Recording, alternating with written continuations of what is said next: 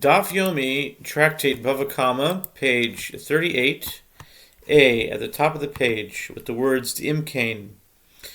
Because if one whose ox gores a consecrated ox is exempt from liability, let the verse write this phrase of another with regard to the case of a forewarned ox.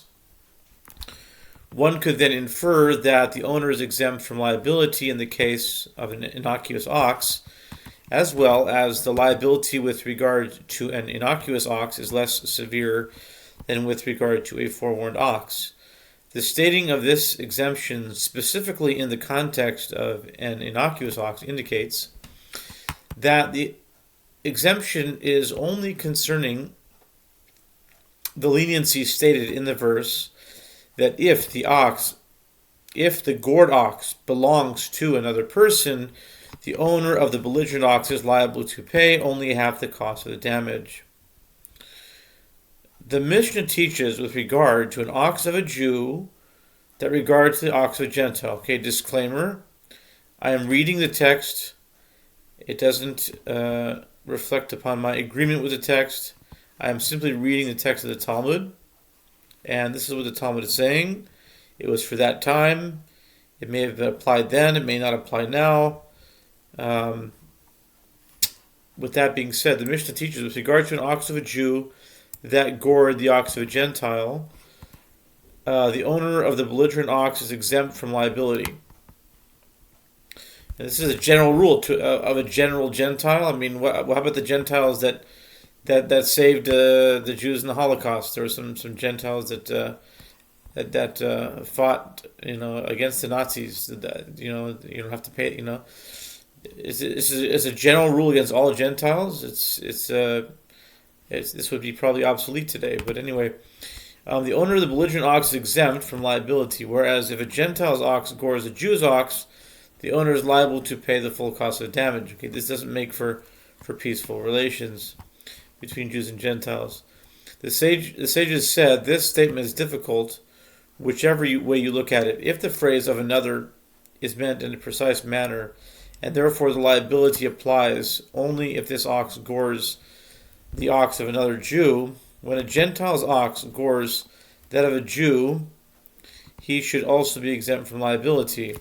And if the phrase of another is not meant in a precise manner, then even when a Jew's ox gores that of a Gentile, the owner of the belligerent ox should be liable.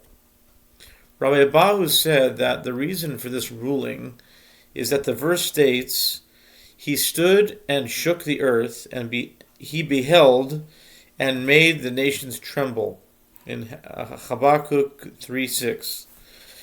This is homiletically interpreted to mean that God saw the 7 mitzvot that the descendants of Noah accepted upon themselves to fulfill, and since they did not fulfill them, that's also a gross generality, because there may be some non-Jews didn't fulfill them, but there are plenty of non-Jews that did fulfill them and do fulfill them. The Bnei Noach today are people who keep the 7 mitzvot of Noach, and they absolutely keep them, and they're not Jewish. So this flies in the face of the Bnei Noach movement. He arose and permitted their money to the Jewish people, so that in certain cases, Jews are not liable for damage caused to Gentiles. Okay? Rabbi Yochanan said that the source for this halacha is from here.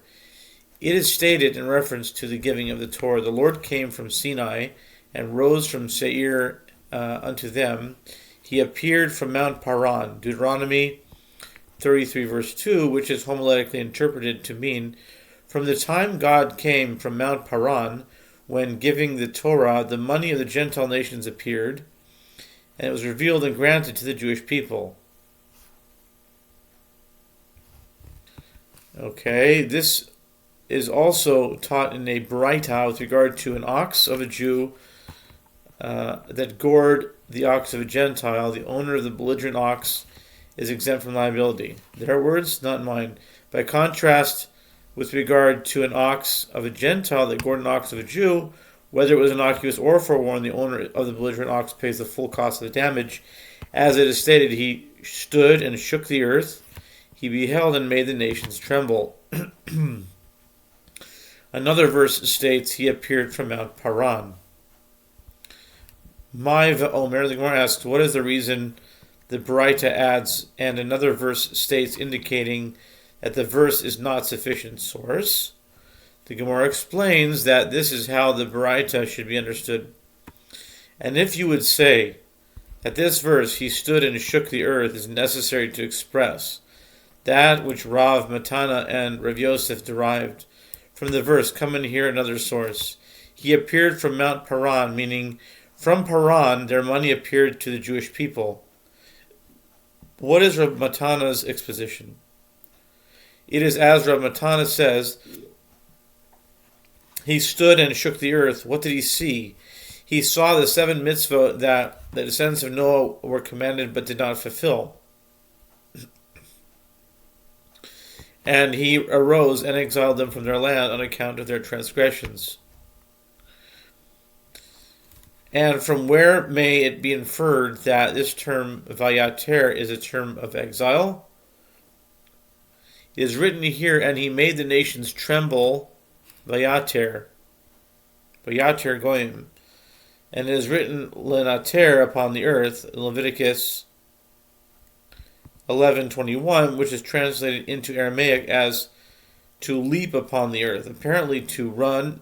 Apparently the root nun tav resh, nater, common to both words, indicates uprooting from one place to another. What is Rav Yosef's exposition? It is as Rav Yosef says, he stood and shook the earth, he beheld. What did he see? He saw the 7 mitzvot that the descendants of Noah accepted upon themselves and did not fulfill. So he arose and permitted their provisions to them. The Gemara asks, did they thereby profit in that their provisions became permitted to them? If so, we have found a transgressor who is rewarded. Mar, the son of Rabbana, says, this is not to say that for them to transgress their mitzvah is no longer a sin. Rather, it is to say that even if they fulfill them, they do not receive a reward for fulfilling them. Okay? This is what this is saying. It's not what I'm saying. The Gemara asks, but do they not receive reward for fulfilling these mitzvot?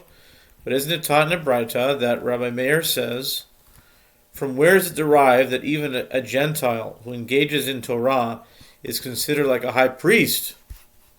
The verse states, with regard to the mitzvot, which a person does, he shall live by them. Leviticus 18:5. It is not stated which if priests and Levites and Israelites do, they shall live by them, but rather a person, indicating that all people are included. You have therefore learned that even a Gentile who engages in Torah study is considered like a high priest. The sages said in response, Rav Yosef meant that they do not receive the reward as does one who is commanded to perform a mitzvah and performs it, but as does one who is not commanded to perform a mitzvah and performs it anyway. As Rabbi Hanina says, one who is commanded and performs a mitzvah is greater than one who is not commanded and performs it. The sages taught the following story in the context of the aforementioned halacha. And the Roman kingdom once sent 2 military officials, Sardiotot.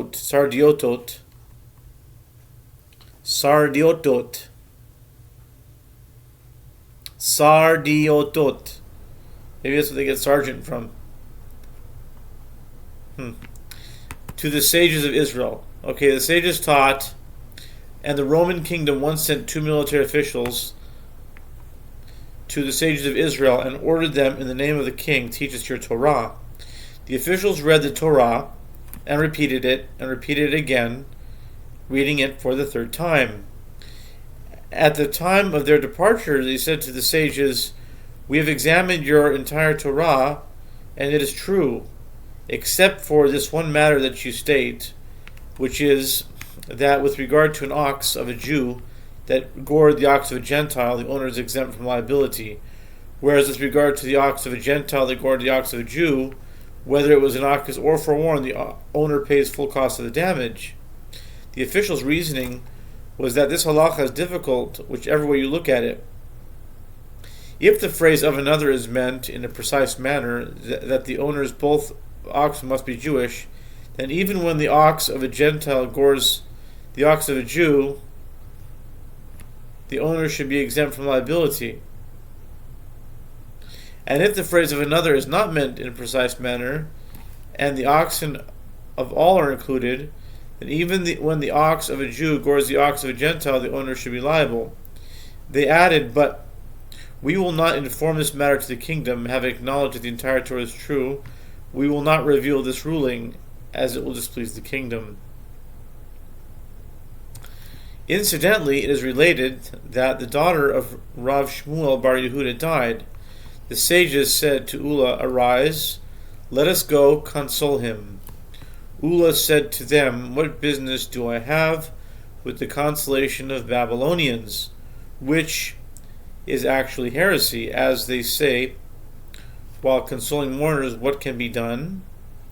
This seems to suggest that if it were possible to do something acting against the Almighty's decree, they would do so, which is tantamount to heresy. Therefore Ulla declined to accompany the Babylonian sages. Ulla therefore went to console Rav Shmuel Bar Yehuda by himself, and said to him, the verse states, "And the Lord said to me, do not be at enmity with Moab, neither contend with them in battle." Deuteronomy 2:9. What entered Moses' mind that God had to warn him not to undertake a particular action? Did it enter his mind to wage war with the Moabites without permission? Rather, Moses reasoned an a fortiori inference, a kal v'chomer by himself, saying, "And if with regard to the Moabites, who came only to help the Moabites, harm the Jewish people," see Numbers chapter 22, the Torah said, "Harass the Midianites and smite them," Numbers 25:17, and now on the top of 38b, just to finish the thought, with regard to the Moabites themselves, is it not clear, all the more so, that they should be attacked? But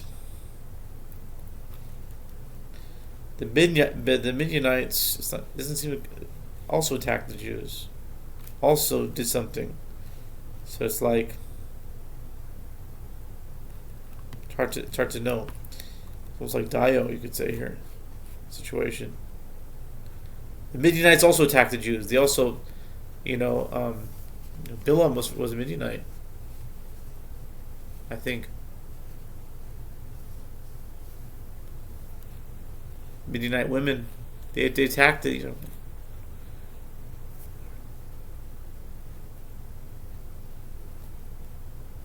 yeah. You can't learn out. It's not stronger. Moabites isn't stronger than Midianites, is what I'm asking.